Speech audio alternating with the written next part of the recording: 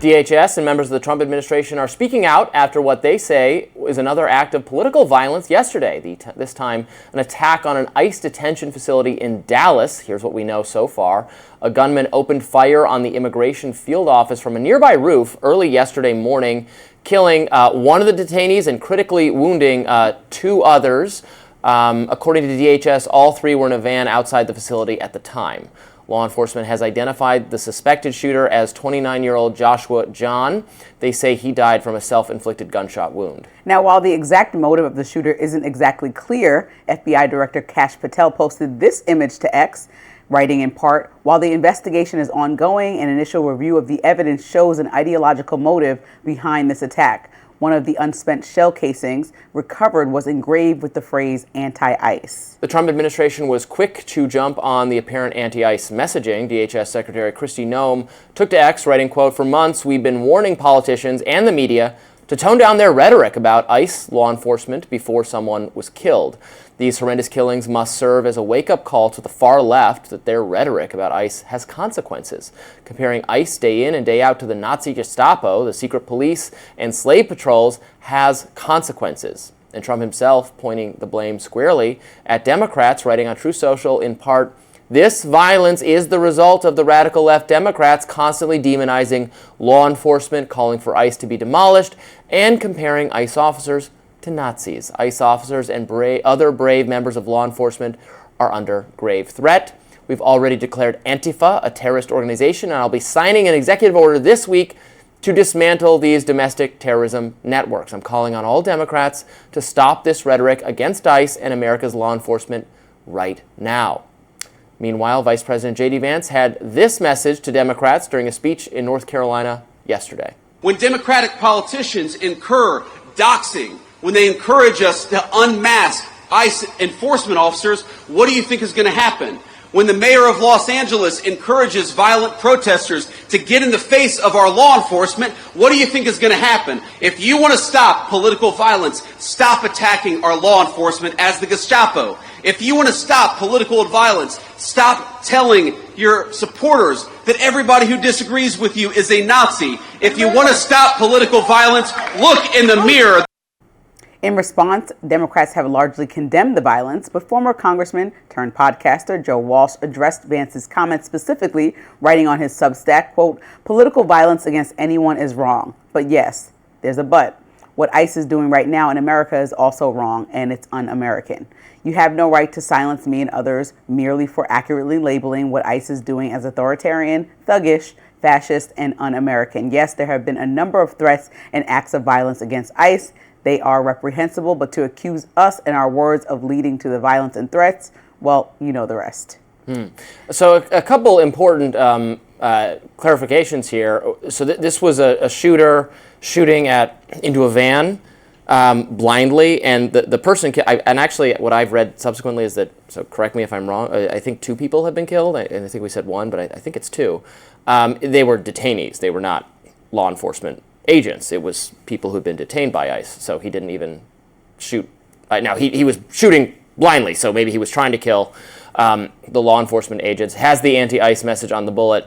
I was bamboozled yesterday on social media by the number of high-profile left accounts I said saying, well, we don't really know why he did it. Could be anything. Could be right-wing. It says anti-ICE on the bullet. Like, what kookery is this? You know what? I'll start with this. Would they tell you why they're doing it? They don't have all the information. And first of all, so what if this is somebody trying to incite, a war between two parties? What if this is so we don't have all the information. And it's also, I think just like in the instance of Charlie Kirk being assassinated, there is a rush to score political points not even between both parties, on the Republican side of the aisle. And to me, that's a disgusting thing to do. He told his trans lover that he shot Charlie Kirk because Charlie Kirk was too hateful. This is not a mystery. No, before we had any information, the day of the shooting, the moment after the shooting, there was immediate rush to left-wing rhetoric. And when you see J.D. Vance and the president go on Truth Social and point to left-wing violence constantly, to me, you're not taking the moment to just condemn a murderer and also try to unite the country. This is in 2 weeks span, this the negative. We heard Trump say, I hate my opponents at a funeral memorial service. It's just kind of disgusting language when we just know people were getting killed. I don't think that the two thoughts can't be true at once.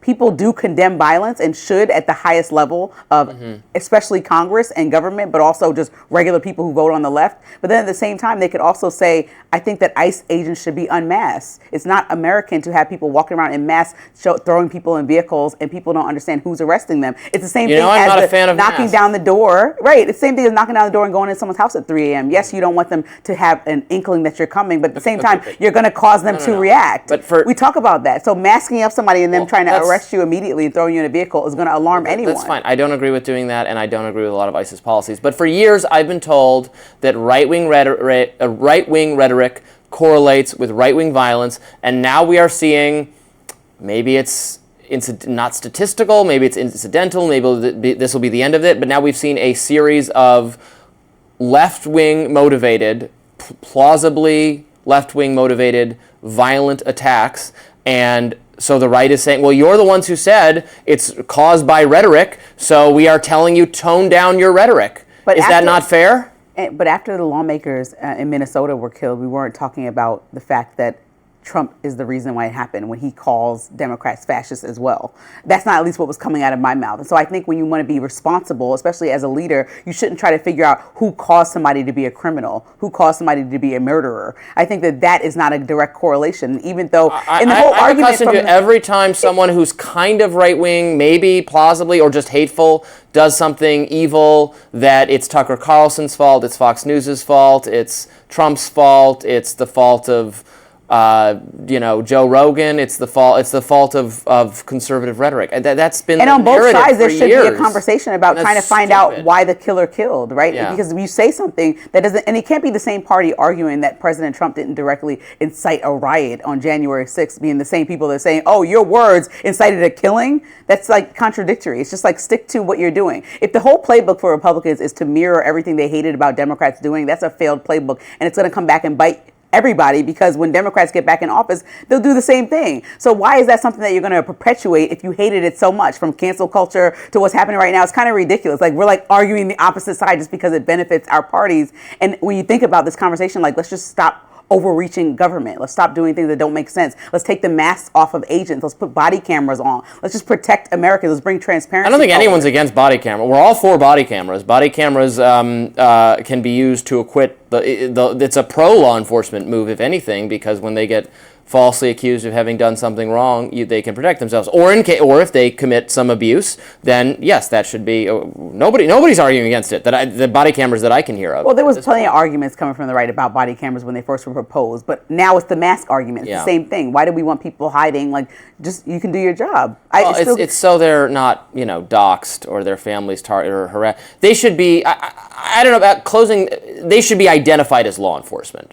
That for sure. It should say. It should distinguish. ICE, police. It should say what you are. I don't know if your face needs to necessarily especially the face mask hating friend. Well, I don't like face masks in general, but. So did DOJ go too far, too fast with federal cuts? Well, the Trump administration is set to rehire more laid off federal workers. We're going to talk about that right after a quick break. Don't go anywhere.